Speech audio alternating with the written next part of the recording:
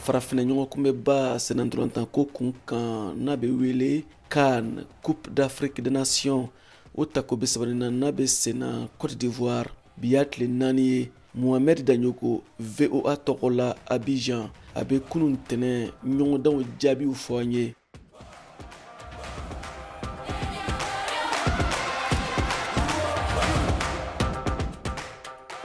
Kunun tɛnɛ janvier kalo tile 15 o dola kun fɔlɔ o ye Senegali ani Gambi ka olu kari ɲɔgɔn na. Senegali min ni jɔnjɔn in kɔni bɛ ale bolo, ale y'a jɔyɔrɔ kɔni ka o fa, sabula a ye Gambi jamana ka o ci ni kuru 3 ani 0 ye. O tɛmɛnen kɔ ka bɔ yen, mun ye Cameroun jamana ye ani Laginɛ, olu ye ɲɔgɔn sɔrɔ, olu ka dola fana o gɛlɛyara kosɛbɛ, sabula o banna 1-1 na. O tɛmɛnen kɔ ka bɔ yen, mun ye Algérie jamana ye, ale ni Angola olu fana ye ɲɔgɔn sɔrɔ, i n'a fɔ Cameroun ni Guinée olu fana olu ka dola o banna 1-1 na.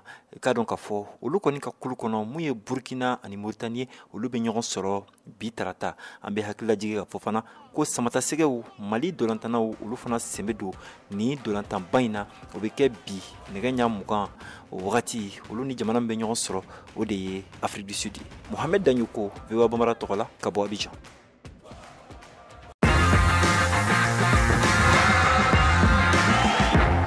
Bi tarata doya in na janvier kalo tile 16 sɔni ni nɛgɛ 14 dana gosira Burkina Faso ni Mauritanie bɛ ɲɔgɔn sɔrɔ Buakekaw fɛ yen. Burkina Faso ka kulu la groupe D ko don Algérie ni Angola kelen ka filani bin kɛ simasisi la. Burkina Faso bɛ se de ɲini walasa ka jɔyɔrɔ fɔlɔ sɔrɔ a ka kulu kɔnɔna na. Kader Traoré VOA lasigiden don Burkina a bɛ Buake.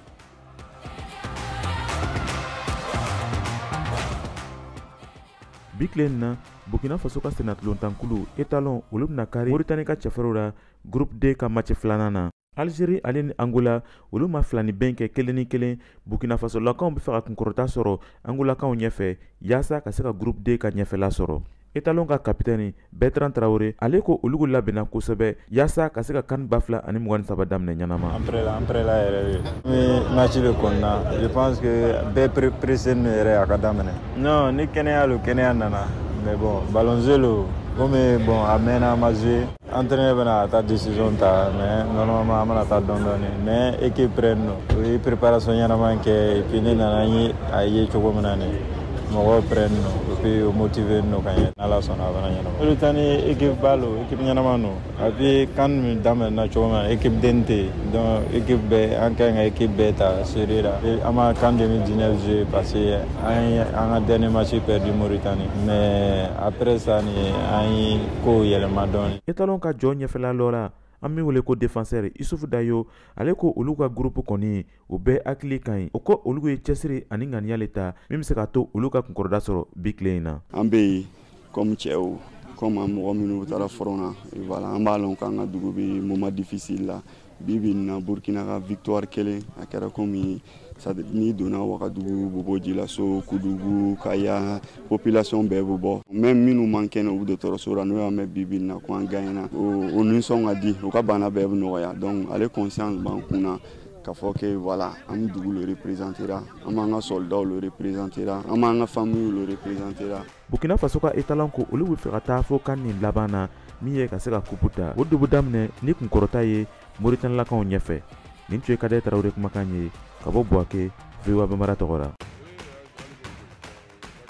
Ni nɛgɛ ɲɛ 20 dana gosira Mali heure la anw yɛrɛw fɛ yan Korogo Mali ni Afrique du Sud bɛ ɲɔgɔn sɔrɔ stade Amadou Gon Coulibaly la. Amadou Aïdara Doudou Mali senatolantana y'a yira ko hakilina ye kelen de ye ka se sɔrɔ Afrique du Sud kan ɲɔgɔndan in na. An b'an ka jury imposer an bɛ se mun na an b'o yira. An ka premier match de don CAN na. Sud-Afrique équipe den tɛ mais nous on est prêt. An b'a dɔn n'i bɛ CAN na bɛɛ bɛ se ka ko dɔ kɛ. On va essayer ta match gagner o dɔrɔn de solution. Depuis le 27 an donna Kabala état d'esprit kan an b'a dɔn importance min bɛ nin CAN na et tout. An bɛ victoire de nɔfɛ an nana o de ɲini la. Ni Ala sɔnna a ma n'an ye ko kɛ ka ɲa Ala bɛ se b'a d'an ma. An bɛ taa Sénégal ka Nama Jara sɔrɔ yen VOA tɔgɔ la. A ye munumunu salo kɛ Dakar bolon kɔnɔna na ka da kan Senegal ye se sɔrɔ kunu Gambi kan celu 3 kanankolo a ka boko fɔlɔ la.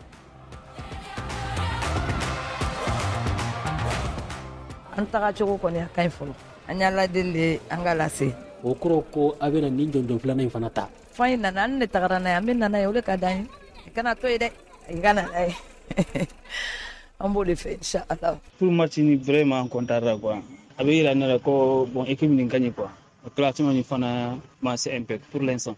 Sénégal ni Gambie la match na me deli ka nɔgɔya avec notre génération mun bɛ an bolo sisan an bɛ se ka coupe naati tuguni. Deuxième dio be dunɔgɔya tara courant coupé ta mol sita minute jama fɔ mol ma maso jube no et wo surtout coupe d'Afrique ñanta o éviter la quoi. Pour signal ni en tant que coupe d'Afrique des nations ko kan ka fere be keke ko signal ma kan ka coupe quoi. Surtout en Sénégal, nous avons un match en tant que le tenant du titre Sénégal. Nama Jara Dakar, VOA Togola, Mohamed Danyugo, Abidjan, VOA Togola, Kader Traoré Bouaké, VOA Togola, Anine Yere Siaka Traoré Kourogo, VOA Togola, Kafara VOA Baragnon Radio So, Albayan Kan, Côte d'Ivoire. Akambe, Kunafunia Kregre Kene Kan, Kani Hukumu Kono.